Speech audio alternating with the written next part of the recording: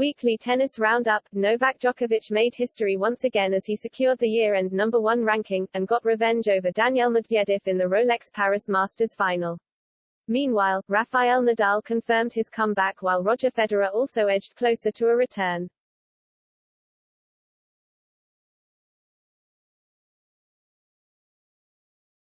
Novak Djokovic made a triumphant return to the tennis court at the Rolex Paris Masters. The Serb had not played a match since suffering a devastating loss to Daniil Medvedev in the US Open final, but managed to get revenge over the Russian on Sunday as he lifted a record 37th Masters 1000 title, and also made history by becoming the first man to secure a seventh year-end #1 finish.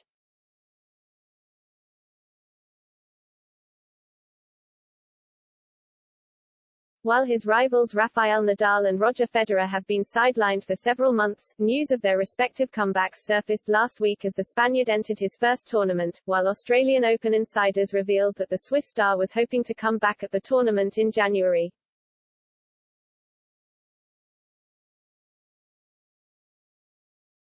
Elsewhere, the first edition of the revamped Billie Jean King Cup was held in Prague last week and won by the Russian Tennis Federation, though not after some drama saw their final opponent Switzerland accuse them of using ugly tactics.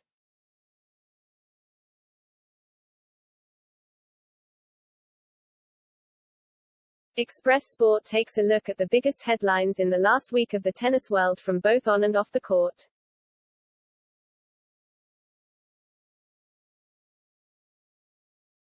Novak Djokovic gets US Open revenge while clinching 2 records.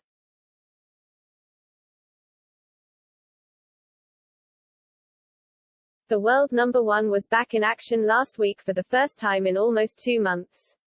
Djokovic had not played since suffering a straight sets loss at the hands of world #2 Medvedev in the US Open final, losing the chance to make history by becoming the first man in 52 years to complete the calendar Grand Slam, and the first male singles player in history to reach a record 21 major titles.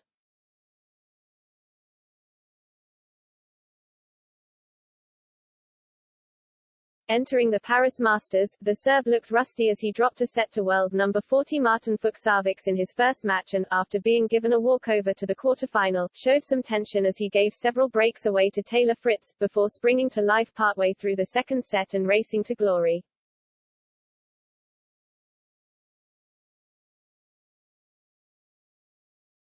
The world #1 was also forced to come from a set down in his final 2 matches, but clinched significant wins in both. A 3-6, 6-0, 7-6, 5 victory over 7th seed and final qualifier for the ATP Finals, Hubert Hurkacz, gave him a record 7th finish as year-end #1, breaking the record he previously shared with Pete Sampras.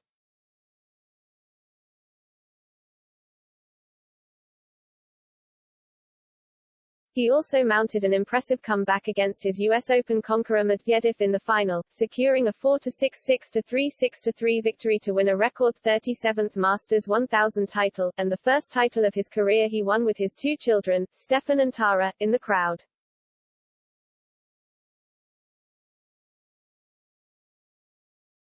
Rafael Nadal confirms comeback after season-ending foot injury.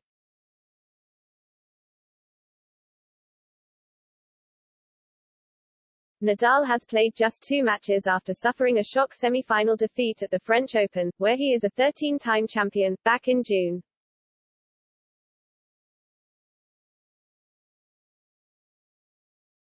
The 35-year-old attempted a comeback at the Washington ATP 500 in August, playing 2 3-setters, but later flew home and announced he was ending his season to give his left foot time to recover, having aggravated the issue during his loss to Djokovic at Roland Garros.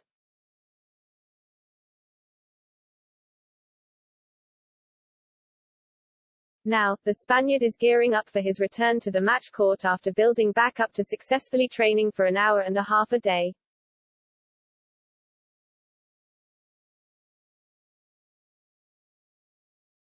My plan is to play Abu Dhabi in December and then in a tournament before Australia and then the Australian Open.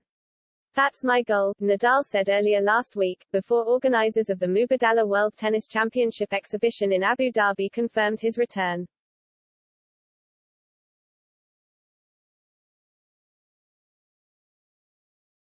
Roger Federer could make return sooner than expected.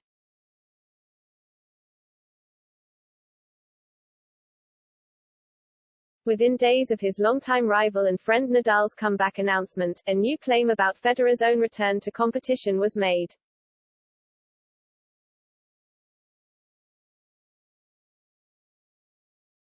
The 40-year-old has undergone 3 knee surgeries in less than 2 years, as he ended his 2020 season after the Australian Open, and before tennis was suspended for the pandemic, to have 2 surgeries on his troublesome right knee.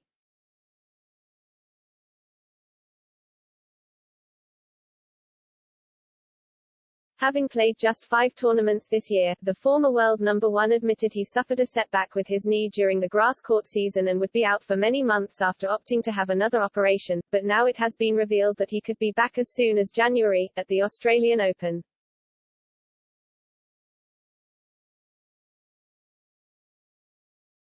Aussie former pro-turned-coach and pundit Darren Cahill told Sportsday Radio that organisers were pretty sure the 6-time champion would make his return in Melbourne's season-opening Grand Slam, saying, "Look, there's so many great stories coming into the Australian Open. Not just on the men's side with Roger apparently playing as well, and we're not quite sure.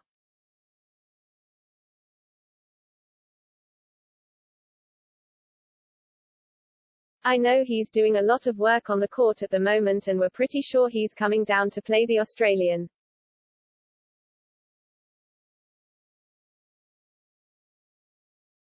Cahill, who recently ended a 6-year coaching partnership with 2-time Grand Slam champion Simona Halep, later tweeted to clarify his comments, though said it was still understood that Federer was hoping to be back in time for January's Grand Slam, as he wrote, "So I rechecked with my contact at TAR and we got our wires mixed.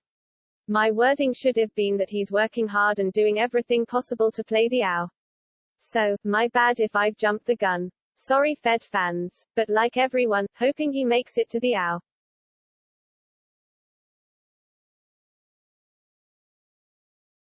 Russian Tennis Federation accused of ugly tactics in Billie Jean King Cup victory.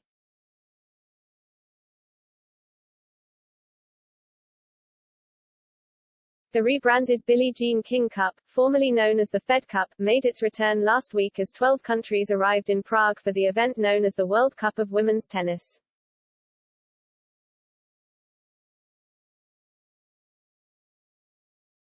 The Russian Tennis Federation put their country back in the winner's circle for the first time since 2008, as world number 28 Daria Kasatkina needed just over an hour to secure a 6-2, 6-4 victory over Switzerland's Jill Teichmann in the first tie before world number 40 Lyudmila Samsonova, subbed in at the last minute, defeated recent Olympic gold medalist Belinda Bencic on the final day to clinch victory for her country.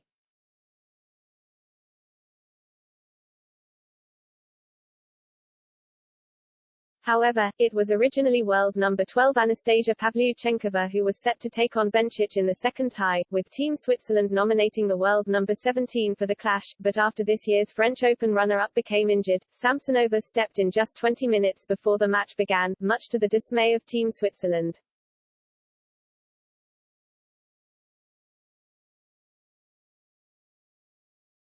The world number 40 had a 2-0 win-loss record against Bencic, with both matches coming earlier this year, and the Swiss team later slammed the Russian Tennis Federation for the last-minute change.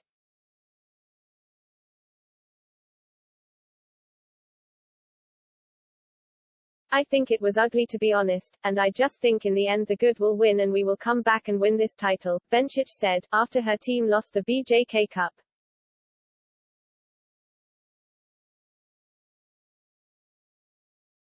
Meanwhile, team captain Heinz Gonthart said, "It's a little bit hard how it unfolded because if you feel like you've been beaten just by a better team, that's fine, but there's just this slight suspicion here that wasn't just the case. It was a bit manipulated, so that hurts a little bit more."